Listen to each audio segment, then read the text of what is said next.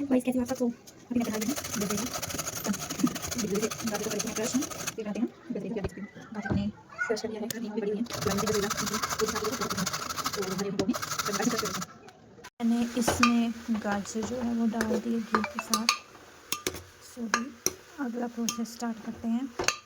So finally गाजर का हलवा बन के रेडी हो गया है और खुशबू तो बहुत अच्छी आ रही है। टेस्ट तो बस वही करके बताएंगे ना, अभी तक तो हम भी नहीं खाएंगे। वैसे विंटर में तो आप लोग पता है सभी बनाते होंगे। सो टाइम फॉर गाजर का हलवा। सो फाइनली गाइस फर्स्ट मैंने अपनी बेटी को दिया है हलवा, तो इससे पूछते हैं कि इसको हलवा कैसे लगा। अच्छा टेस्टी है कितना? वैसा इसको तो अच्छा लगा है। अब इसके पापा से पूछेंगे जब वो खाना खाएंगे तो उनको कैसा लगेगा। ट्राई कर दो। बाय ये लो टेस्ट करके बताओ कैसा बना है। अच्छा बन जमी थोड़ा आपको कैसा लगा? खाओ अभी, वो गिर जाएगा। अच्छा खाया है नहीं? अच्छा है।